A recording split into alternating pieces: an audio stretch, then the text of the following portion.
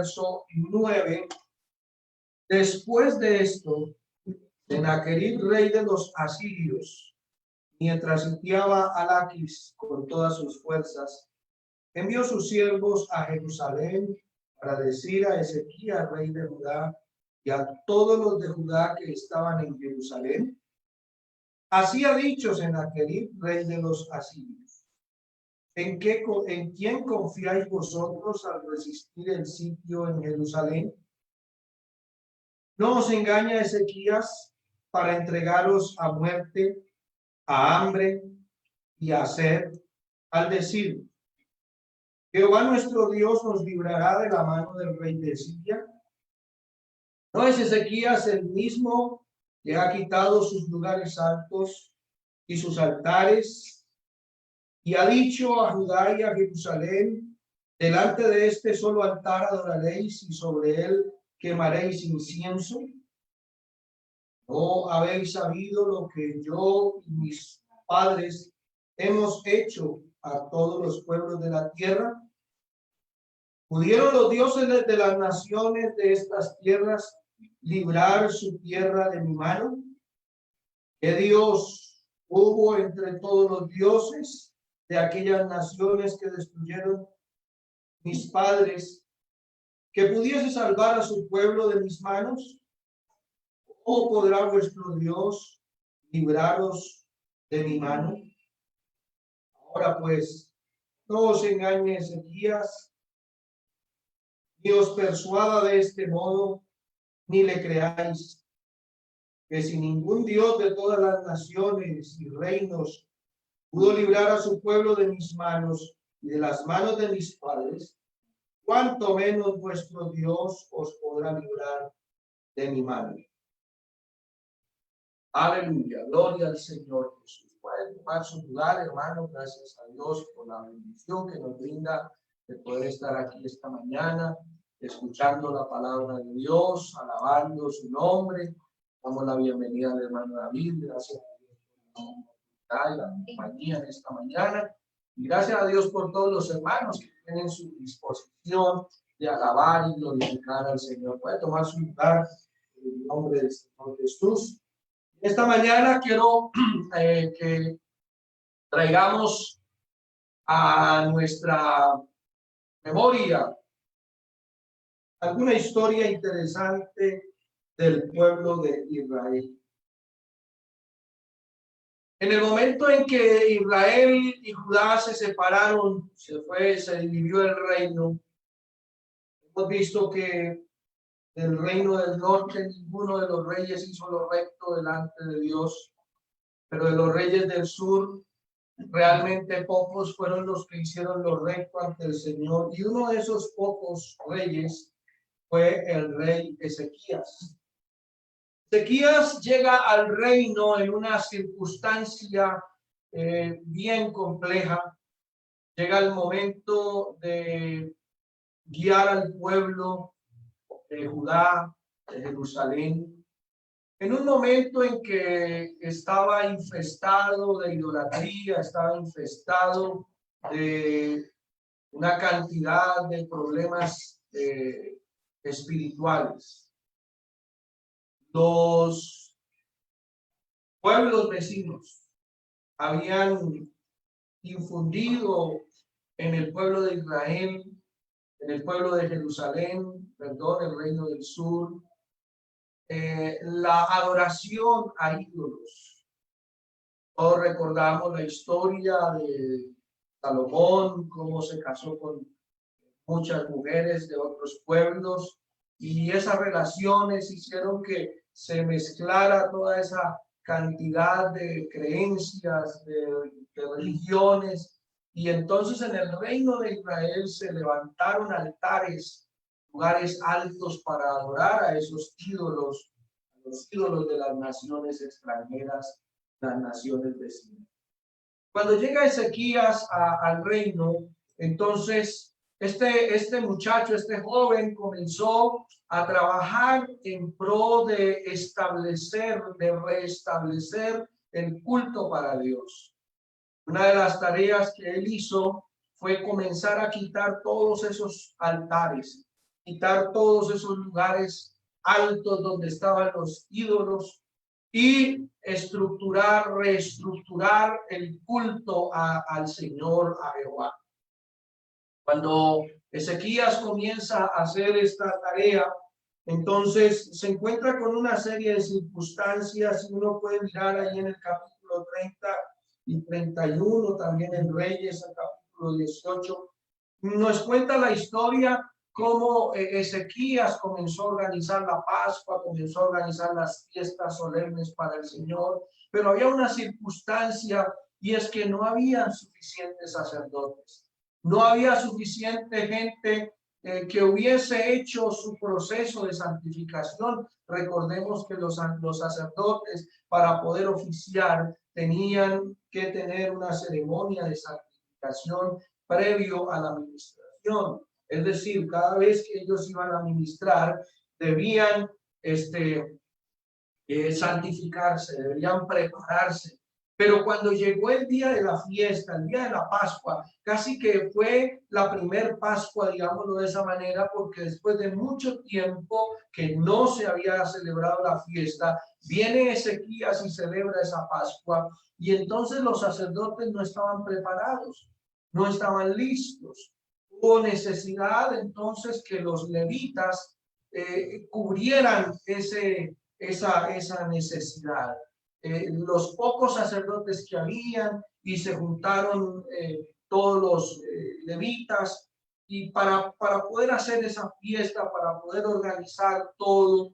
Y usted mira ahí en el capítulo 31 cómo la gente comenzó a traer sacrificios, a traer holocaustos, a traer ofrendas al Señor, traían las primicias. Y dice la palabra del Señor que Ezequías tuvo que edificar, tuvo que construir unos lugares para poder almacenar esa cantidad de ofrendas, esa cantidad de primicias, de diezmos que el pueblo traía, porque estaba el pueblo saliendo de una resequedad espiritual. El pueblo estaba saliendo de una circunstancia de quietud espiritual.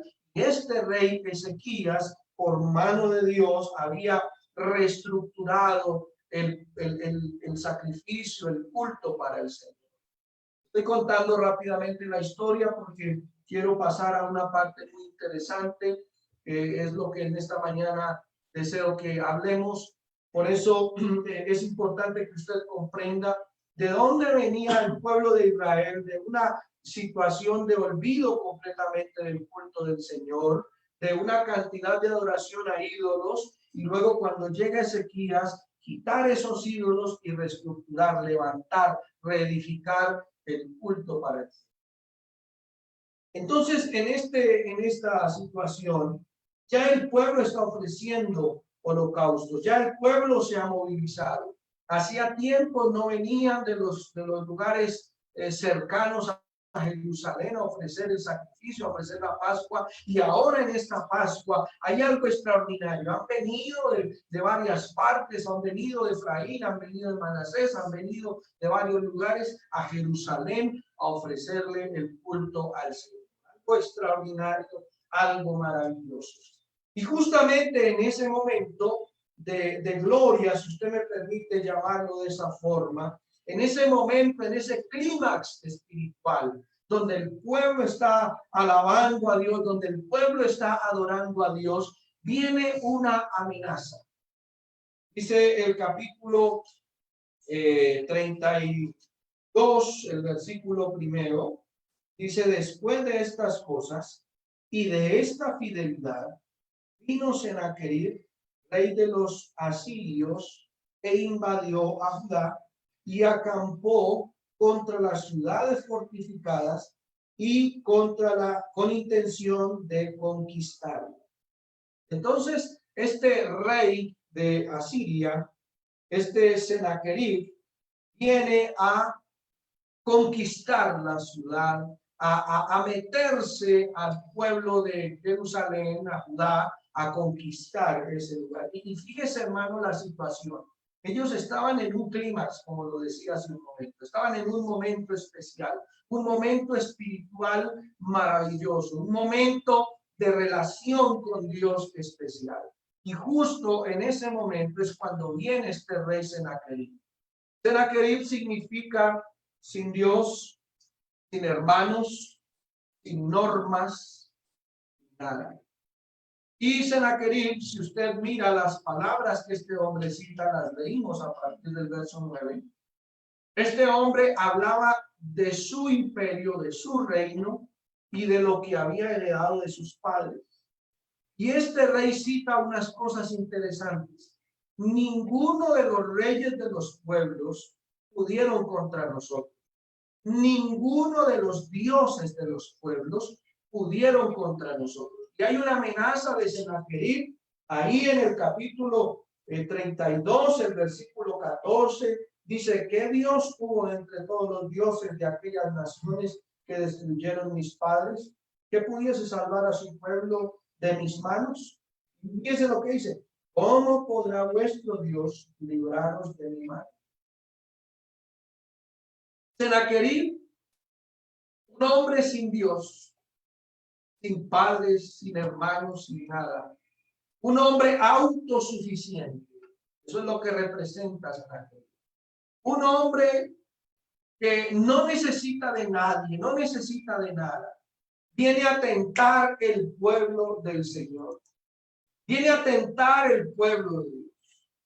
Y hay algo interesante en esto, hermano, y es que si hay algo que me maravilla del Señor, es ay de aquel que se mete con sus hijos. Cuando, hermanos, nosotros estamos acompañados por esa presencia maravillosa del Señor.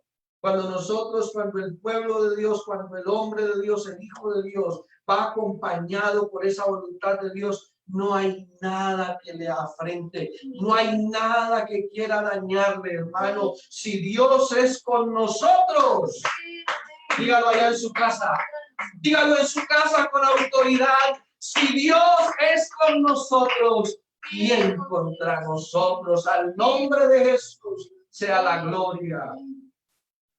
Y este hombre, Sennacherib, le estaba diciendo al pueblo: ¿qué Dios de los pueblos, qué Dios de todos los reinos ha podido librarnos de mi mano?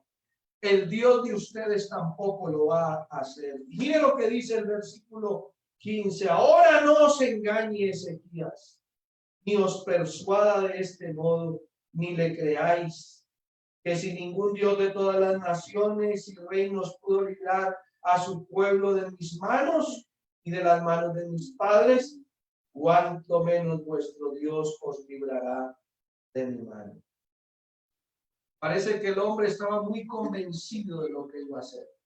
Y si usted mira la estrategia, es algo bien interesante, hermano, cómo la estrategia del enemigo logra meterse en el pueblo, logra meterse. Y yo quisiera decirle algo, hermano: la estrategia del enemigo quiere meterse más que en la congregación, más que en la gente, quiere meterse aquí. Escuche bien. Por eso, hermano, nosotros como hijos de Dios, como pueblo de Dios, debemos constantemente estar escuchando al Dios del cielo. Debemos constantemente estar atentos a la palabra del Señor. Yo siempre digo, hermanos, que uno tiene que estar muy conectado con el Señor, y cuando estamos en el ambiente del culto, en la predicación, usted no debe permitir que nada lo distraiga. Nada, absolutamente nada, porque ahí es Dios que está hablando a su corazón. Y hay algo maravilloso que el Señor Jesús dice: mis ovejas oyen mi voz y me siguen. Qué importante es oír la voz del Señor. Qué importante es que el cristiano aprenda a distinguir la voz de Dios, porque en este tiempo hay muchas voces que de pronto parecieran la voz de Dios. En este tiempo hay muchas voces que parecieran ser lo que Dios quiere decirle al pueblo, y por eso es necesario que la iglesia entienda el tono de voz del Señor, comprenda el tono de voz del Dios del cielo. Mire lo que dice el pasaje. Dice la palabra del Señor, no os engañe Ezequías. El rey de Asiria le está hablando al pueblo de Jerusalén, de Judá, y le está diciendo que su rey no los engañe. Y es interesante mirar esto, cómo el rey del pueblo va a engañar al pueblo, cómo el rey va a engañar a su pueblo, cómo va a engañar a su nación. Bueno, en este tiempo, hermano, nosotros podemos entender que los gobiernos engañan a los gobiernos. No estoy en contra de los gobiernos ni de las autoridades, no, pero ustedes mismos han visto cuánta noticia y cuántas cosas, y todo lo que hay a nivel mundial es como una zozobra. Yo estaba viendo antes de que comenzara todo este tema, antes de que iniciara este problema que hay, estaba mirando cómo desde el año pasado venía como un movimiento a nivel mundial de protesta. Protestaban en un país, protestaban en otro, que la gente decía en esas protestas: estamos cansados de los gobiernos, estamos cansados de los presidentes, estamos cansados de esto. Y la gente parece que está cansada. Gracias a Dios, hermano, que la palabra del Señor nos enseña bien las cosas, porque nosotros no somos de este reino. Yo no sé usted, pero nosotros no somos de este mundo. Nosotros no pertenecemos a este mundo. La autoridad que nos rige a nosotros va por encima de la autoridad que gobierna este mundo. La autoridad que gobierna aquí en esta mañana, en esta comunicación que tenemos, está por encima de todas las autoridades. Aleluya. Sobre lo alto vigila otro más alto. Y qué bonito decir: ese es nuestro Señor Jesucristo. A Él sea la gloria y la alabanza. ¿Qué tal si lo adora allá en su casa? ¿Qué tal si lo alaba allá en su hogar? Aleluya. En nombre de Jesús, la gloria. Por eso la palabra del Señor nos dice: sujétense a toda autoridad, porque no hay autoridad establecida sino por Dios. Y dice que las que hay han sido puestas por el Señor. Y dice que la palabra del Señor nos enseña que Él es el que pone y quita reyes. A mí me maravilla tremendamente esto, hermano. El Dios que tenemos nosotros, el Dios que adoramos, al que tú le has estado cantando esta mañana, al que tú estás escuchando en este momento, es el Dios que pone y quita. No tiene ningún problema. Y yo me he dado cuenta, hermano, cómo Dios ha hecho cosas extraordinarias en el mundo, hermano, en el mundo. Hay pueblos, hermano, hay países que han sufrido tremendamente por sus gobernantes. Han sufrido de una forma tremenda y parece que fuera un pueblo olvidado por Dios, parece, pero hay una circunstancia, hay un momento donde el Señor decide quitarlo y para de contar, el Señor decidió y lo quitó, y parece, estas personas se presentan como inmortales, se presentan como si no tuvieran necesidad de nada, como si no le temieran a nada, pero hermano, todo es pasajero. A mí me maravilla la palabra del Señor, porque la Biblia me dice que todo, vanidad de vanidades, todo es vanidad. Entonces, el que hoy está aprovechando su cuartito de hora y el día de mañana ya no está. Pero la autoridad que nos rige a nosotros es el mismo ayer y hoy y por los siglos de los siglos. Aleluya. Él es el poderoso Dios, maravilloso creador del mundo. Qué bonito alabarlo a Él. Aleluya. Ezequías estaba de pronto en una circunstancia de pronto de temor, digámoslo así, porque era el imperio asirio el que venía. No era cualquier rey por ahí, era el imperio del momento. Era la capital del mundo en ese momento.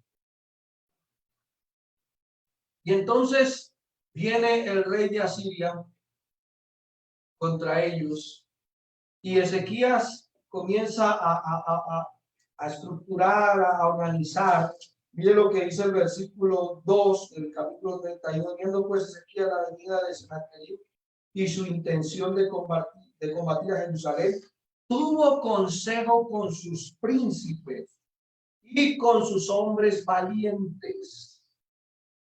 Yo en esta mañana preguntara a la iglesia, aquí en Aures, ¿quiénes serán esos príncipes? ¿Quiénes serán esos hombres valientes? Yo quisiera dejarle esa pregunta ahí. Usted, hermano, pregúntese, ¿yo soy de los príncipes de la congregación en Aures? ¿Yo soy de los hombres valientes de la congregación en Aures? Porque, hermano, ¿sabe algo? La iglesia en este tiempo necesita tener líderes de convicción.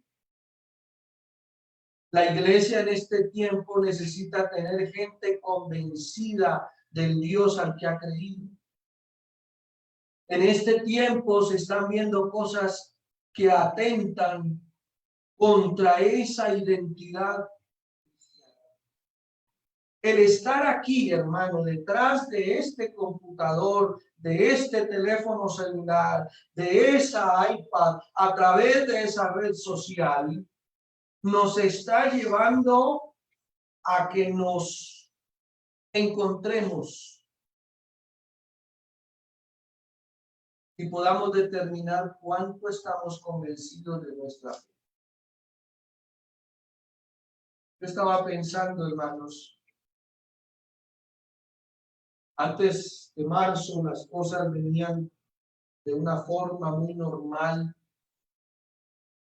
y los que teníamos como costumbre asistir al culto, a la iglesia, al sitio,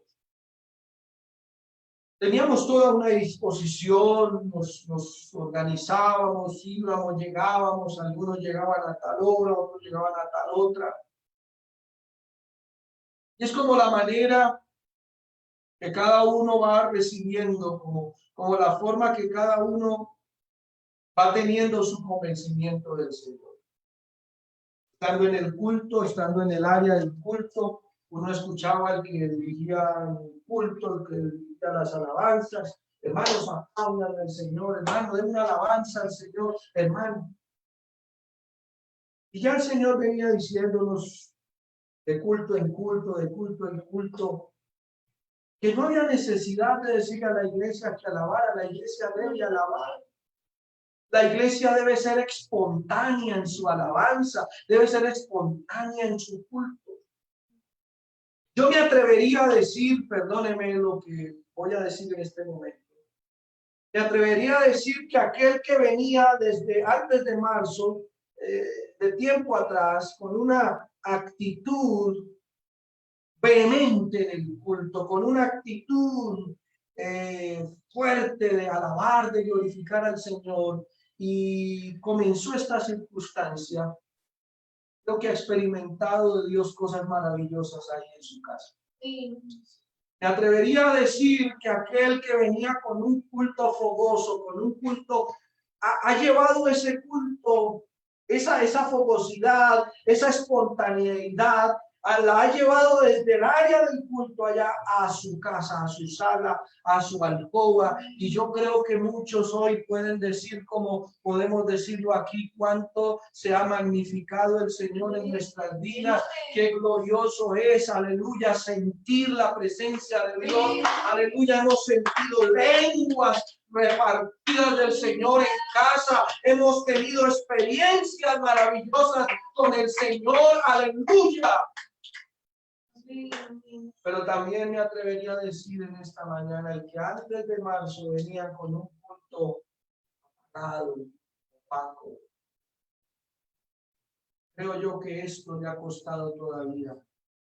Esta situación que está viviendo la iglesia le ha costado en su conectarse con Dios. Yo no sé cuántos de ustedes, pero cuando uno toma el teléfono celular, parece que la señal no está buena, entonces usted comienza a buscar la señal como con la oreja, ¿cierto? Como a buscar, a ver, ubíquese. Si usted no escucha bien, por favor, ubíquese, ubíquese. Y ahí donde usted se ubica, ahí se queda como congelado. Y de pronto a muchos les está pasando eso. ¿Cómo me conecto? ¿Cómo hago para sentir la presencia de Dios? ¿Cómo hago para que la presencia de Dios? Y de pronto cuando usted está ahí cantando, justo se para la transmisión. Se cae la señal. De pronto se quedó callado ahí el sistema. Y entonces usted sufre. Y usted tiene dos opciones.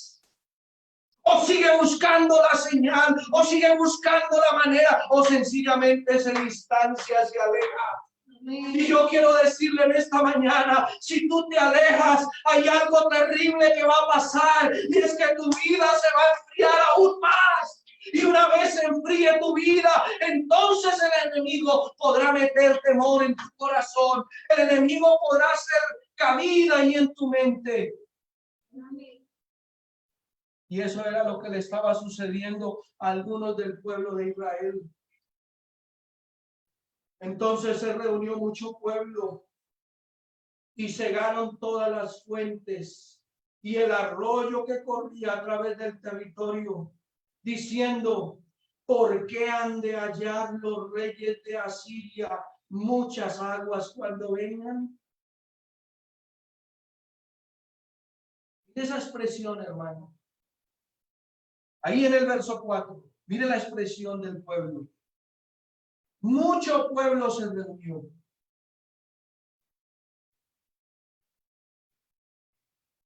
Cegaron las fuentes.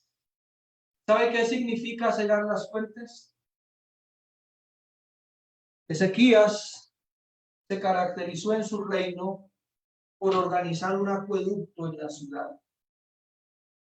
El sitio más distante que había para que el pueblo de Israel tuviera abastecimiento, por un lado estaba el mar Mediterráneo y al otro lado, a mucha más distancia, estaba el río Jordán. Y ese río Jordán tenía unos brazos, unos pocos brazos.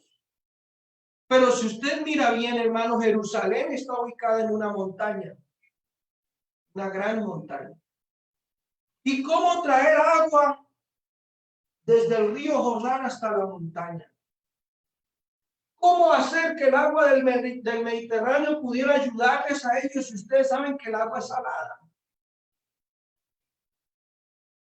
Entonces, Ezequías comenzó con su equipo de trabajo a hacer todo un acueducto y unas fuentes y una cantidad de cosas. Y él colocó fuentes de aguas. Ezequías no solamente se caracterizó por poner el culto, por restablecer el culto para Dios, pues también en su trabajo administrativo organizó las fuentes de las aguas. Y entonces la gente tenía agua para beber, agua para poder satisfacer sus necesidades. Y cuando se escuchó la amenaza, el decir de muchos fue ese. Miren, se cuenta, mucho pueblo se juntó. Y todo ese pueblo que se juntó, ¿cuál era el pensamiento de ellos? Los asirios. Hay gente que en este tiempo está pensando solamente en el enemigo. Hay gente que solamente piensa en ese enemigo. Y yo quiero decirle, hay un enemigo invisible, un enemigo pequeñito, mínimo, minúsculo, que es enemigo, que es un enemigo del hombre, un enemigo de la constitución, de la anatomía del hombre, que atenta contra el bienestar del hombre, que es tan pequeñito, se ha metido en la mente de la gente. Y eso ha ido acompañado de otras cosas. Porque ustedes saben, hermano, que esta situación no solamente ha hecho un problema de salubridad a nivel mundial, sino que también hay un problema de economía. No solamente la economía, también hay un problema de gobernabilidad. Los gobiernos están siendo cuestionados. Que si hacen esto, ¿por qué lo hacen? Si hacen lo otro, ¿por qué lo hacen? Si lo hacen de esta manera, ¿por qué no lo hacen así?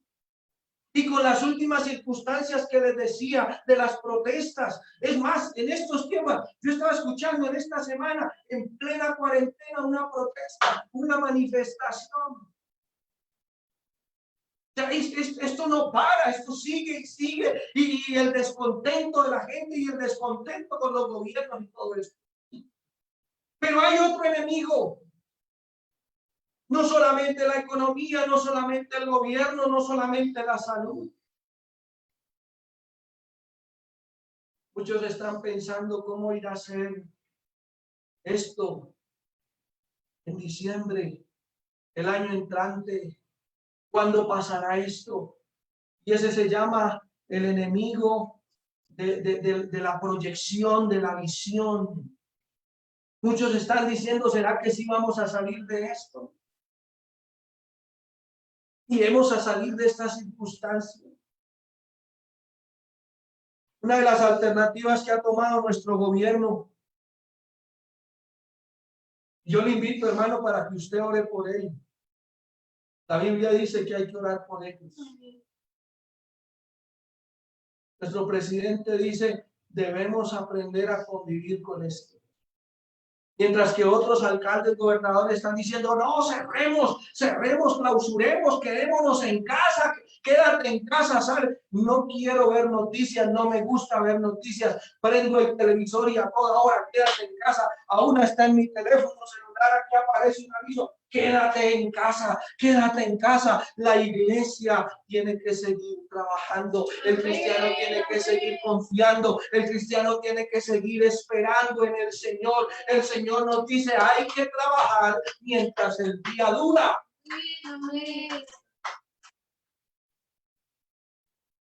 Mientras que muchos se quedan en casa, otros están aprovechando que ellos están en casa y están haciendo su riqueza. Porque permítame, estas circunstancias hacen que unos se empobrezcan y otros se enriquezcan. La iglesia tiene que entender el tiempo en el que está. El pueblo de Jerusalén, de Judá, estaba en una confusión, estaba en una situación y ellos dijeron, cerremos las fuentes. El arroyo que corría a través del territorio, todo eso, dijeron, cerrémoslo. ¿Para qué van a encontrar aguas frescas, aguas dulces? ¿Para qué? Es como si ellos estuvieran diciendo, todo lo que trabajamos en este tiempo fue en vano, ha sido en vano. Lo que muchos hoy están pensando, lo que hemos conseguido, lo que hemos trabajado, ha sido en vano. ¿Qué va a pasar? De pronto alguno está diciendo, yo voy a perder mi casa. Otro está diciendo, yo voy a perder el carro. Otro estará diciendo, yo voy a perder el negocio. Otro dirá, yo voy a perder el trabajo. Pero en esta mañana el Señor te dice, confía.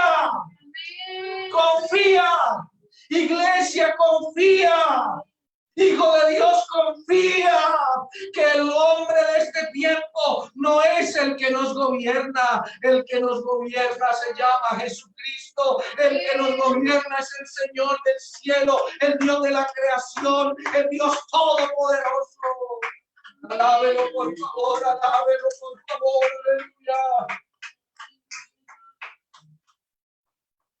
Entonces, dice el versículo 5, después con ánimo resuelto, edificó Ezequías todos los muros caídos. Escuche, escuche iglesia, escuche hermano, edificó todos los muros caídos e hizo alzar las torres y otro muro por fuera.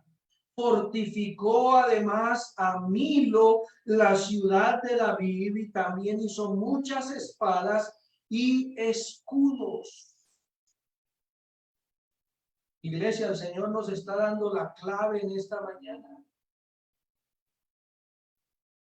Yo he querido informarme de la situación, no a través de las noticias, He querido informarme de la situación del tiempo a través de otros medios, pero siempre encuentro que hay perversidad, hay mentira, hay una cantidad de cosas entretejidas.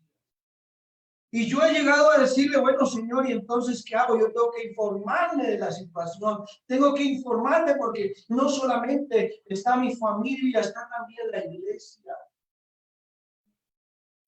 Yo les decía hace un tiempo a ustedes, hermanos, estamos en una época donde la palabra reinventarse está de moda. Y el cristiano es una persona que tiene que ser inquieto, tiene que estar ahí al momento, al tiempo, porque sabe una cosa, esto le puede abrir la oportunidad a muchos, pero a otros se las está cerrando. Y yo he visto con mucho temor, digo de esta manera, que hay algunos cristianos que sienten que se les está cerrando. Si tú miras al frente hay puertas cerradas, si tú miras a la derecha hay puertas cerradas, miras hacia la izquierda hay puertas cerradas, miras atrás hay puertas cerradas, pero yo te invito a mirar hacia arriba, hay una puerta amplia, abierta, espaciosa, aleluya, y ese es el Dios dueño de esta iglesia, el dueño de tu vida, pero hay que saber escucharlo. Amén, amén. Ezequías en ese momento, mientras después el pueblo estaba mirando hacia su alrededor y estaba mirando cómo cegar las fuentes. Hermanos, si ellos cegan las fuentes, ¿quiénes iban a sufrir? Yo quiero hacerles la pregunta. Si ellos cegan las fuentes, si cierran esas fuentes, hermano, usted y yo sabemos ya el fin de la historia. ¿Quiénes hubieran sufrido? El pueblo. Yo me imagino que si ellos cierran esas fuentes y el Señor manda el ángel como lo hizo finalmente y acabó con Sennacherib, entonces ellos se hubieran quedado con el enemigo muerto y con las fuentes cerradas. Y hay cristianos que están cerrando la fuente. Hay cristianos que están cerrando la fuente. Hay unos que dicen, no, ahorita yo no me conecto porque yo tengo que ir a trabajar. Yo no me conecto porque yo tengo que estar aquí conectado en el trabajo. Yo no me conecto porque yo tengo que hacer esto. Está cerrando la fuente. Uy, no, pero es que yo tanto que he orado y nada, entonces yo me acuesto sin orar. Y yo tanto que he orado y no pasa nada, entonces yo me levanto sin orar. ¿Sabe qué pasa? Está cerrando la fuente. Pero dice la Biblia que Ezequías con ánimo resuelto edificó los muros caídos. Usted sabe que un muro, hermano, en los reinos antiguos era una protección.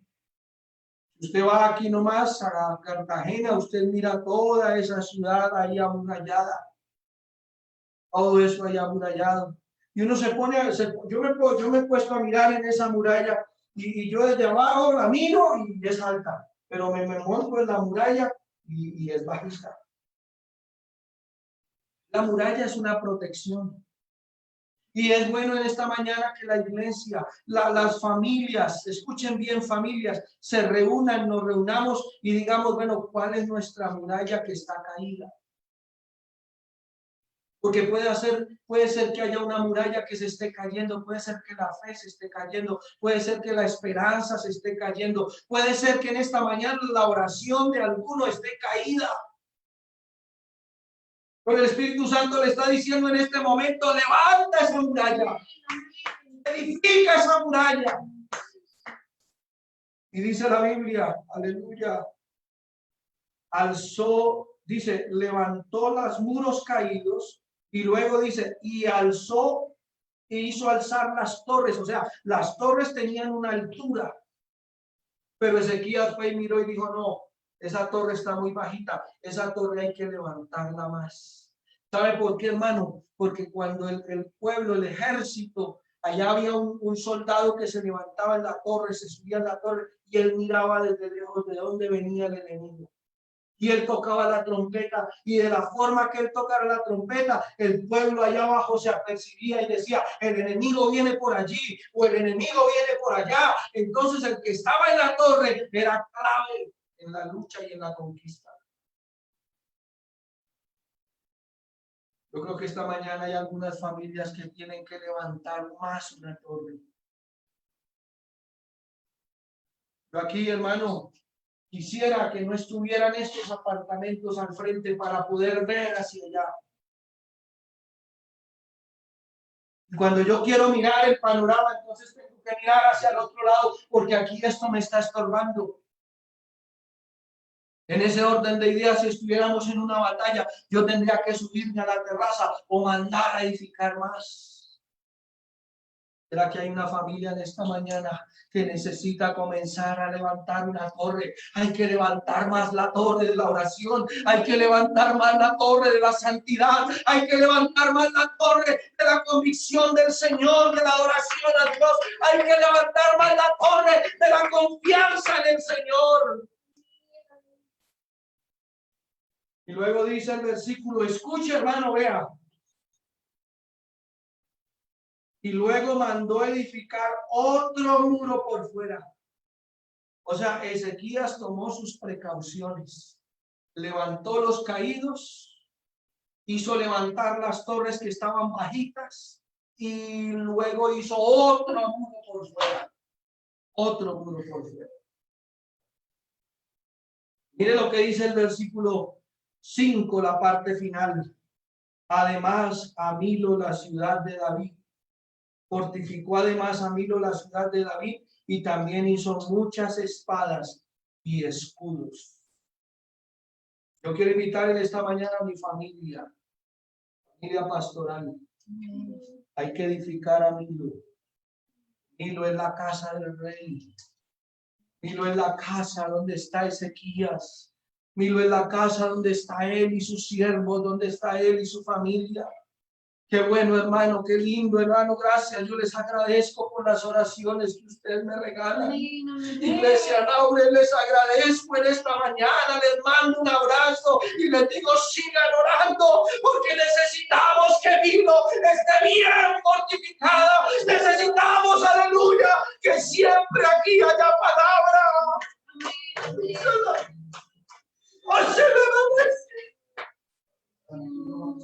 Oh, necesitamos que haya palabra. Que ningún creyente se canse de oír a su pastor. Que ningún creyente se canse de que la palabra de su pastor esté ahí a tiempo.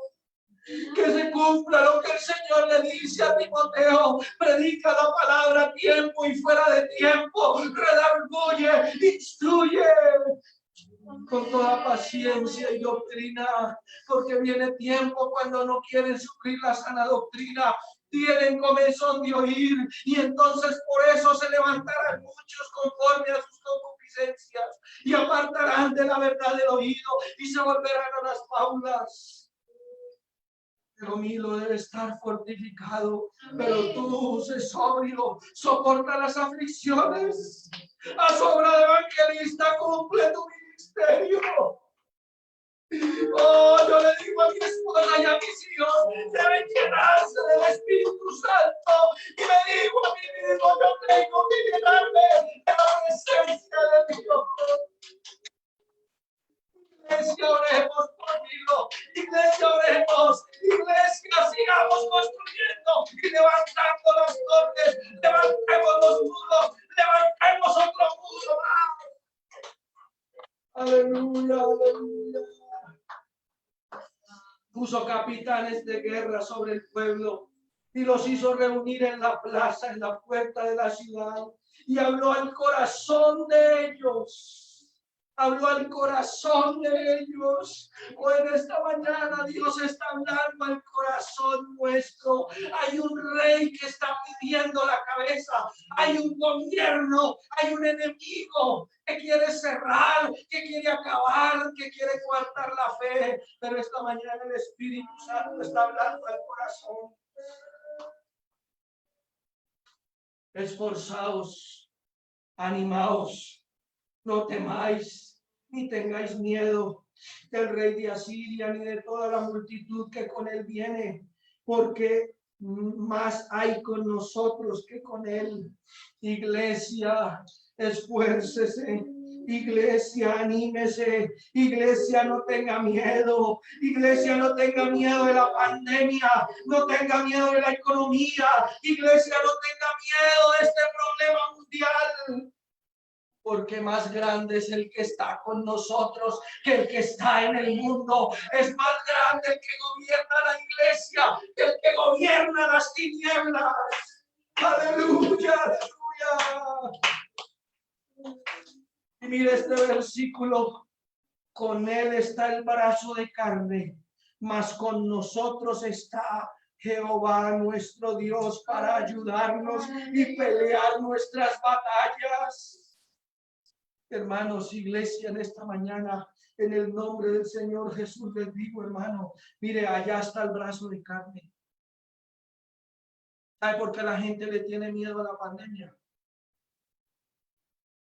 ¿Sabe por qué la gente se pone tapabocas? Vea, yo le digo en esta mañana, se lo digo en el temor del Señor, yo me pongo el tapabocas para que la gente no me mire mal en la calle. Porque sabe una cosa, este cuerpo es frágil. Mire, ya no lo ha demostrado. De algo tan pequeñito, tan minúsculo, la gente le tiene miedo.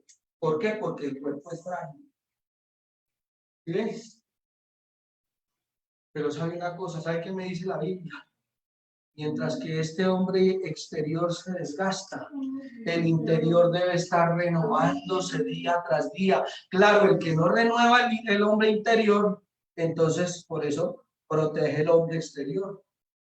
¿Sí? Por eso es que la gente cuida tanto su cuerpo, por eso es que la gente se esconde. Yo he visto gente, hermano, que usa, hermano, protección desde aquí hasta aquí, hermano, guantes, gafas, tapaboca, y ahí andan así, hermano, con un miedo terrible. Y si hay alguien que por ahí se acerca, ellos una vez reaccionan. Uy, ¿qué pasó? Pero nosotros no somos de los que retrocedemos, nosotros no somos de los que tememos, nosotros no somos de eso, nosotros estamos, hermano, en la voluntad del Señor, aleluya. Y si el Señor permite que ese virus se meta a mi cuerpo, no, es la voluntad de Él. Es lo que Él diga, porque Él es el que manda. Y si Dios dice a ese cuerpo no entra nada, entonces no entra nada, hermano. Si Dios dice que a su familia no entre, no entra. Y si el Señor dice que entre, pues ¿qué le vamos a hacer? Pero ¿a qué le temes? El Señor dice en su palabra, no temáis al que mata el cuerpo, temáis al que mata el alma. La gente en este momento le está temiendo al que mata el cuerpo, pero el alma la tienen completamente desnuda, la tienen completamente expuesta al pecado, la tienen completamente expuesta a la condenación. No temáis al que mata el cuerpo. Esforzaos, animaos, no temáis ni tengáis miedo. Dice, con él está el brazo de carne, mas con nosotros está el brazo de Jehová y nuestro Dios para ayudarnos y pelear nuestras batallas. Alabanzas y dadas al nombre de Jesús. Yo quiero ya irme al final de este pasaje. Dice aquí la palabra del Señor en el verso 20, capítulo 32, verso 20. Dice, mas el rey Ezequías y el profeta Isaías, hijo de Amós, oraron y clamaron al cielo. Y Jehová, escuche, hermano, escuche esto, mire, Jehová envió un ángel. El Señor había podido enviar 2, 3, 4, 5 ángeles, pero el Señor envió un ángel, un angelito. Y dice, el cual destruyó a todo valiente y esforzado y a los jefes y capitanes del campamento del rey de Asiria. Y cuando el rey de Asiria lo vio, dice, se volvió por tanto avergonzado a su tierra. Aleluya.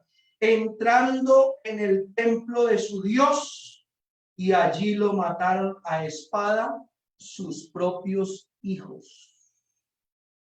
¿Cómo le parece a este valentón? Este que decía que ningún rey, ningún dios, ninguno de los dioses, y menos el Dios de los israelitas, podía librarlos.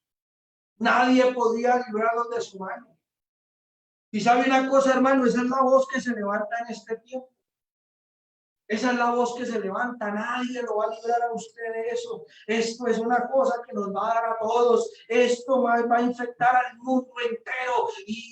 Pero hermano, acuérdese que tenemos al Dios soberano. Acuérdese que tenemos al Dios sublime. Alabanzas al nombre de Cristo. Aleluya. Dice la palabra del Señor que cuando ellos estaban en esa actitud, dice, clamaron al Señor, dice, Ezequías y el profeta Isaías oraron y clamaron al Señor, y el Señor envió un ángel. Mire, hermano, en esta mañana la iglesia debe tener eso claro. Hermano, usted que sale a trabajar, hermano, usted que abre su negocio, usted que en este momento tiene que salir allá al supermercado, a usted de nada le va a servir el tapabocas, de nada le va a servir el gel. Si es el gel, mejor dicho, el del 100%, el antibacterial, no le va a servir de nada. ¿Sabe qué le va a servir en esta mañana? Aleluya. Aleluya, aleluya. Hoy yo siento la presencia del Señor. Necesitamos levantar el muro que se cayó. Necesitamos reparar esa torre. Necesitamos levantar, aleluya, ese muro. Las familias necesitan, hermano, antes de tener empleo, de tener trabajo y dinero y comida, necesitamos tener la presencia del Señor en nuestros hogares. Y yo le invito a que ahí donde usted está, tome a su familia en este momento y le diga, Señor, llena esta familia de tu Espíritu Santo. Llena, Señor, este hogar de tu Espíritu Santo. Si tú estás solo ahí en casa, dile, Señor, lléname de tu presencia. Yo le invito en esta mañana, hermano, levántese en el nombre del Señor confiado. Hermano, anímese, esfuércese. Hermano, confíe en el Señor. Confíe con ánimo resuelto en esta mañana. Tenemos al Dios que nos protege. Tenemos al Dios que está con nosotros. Tenemos al Dios, aleluya, que en este momento le puede dar una investidura maravillosa. Y es su Espíritu Santo. En este momento dígale, Señor, lléname de tu presencia. Lléname de tu Espíritu Santo. Lléname de fe, Señor. Lléname de convicción, Señor. Aleluya. Alabe al Señor en esta mañana. Alabe al Señor en esta mañana. Si usted puede levantarse ahí de su cama, de su alcoba, de su silla, levántese y alabe al Señor en este momento.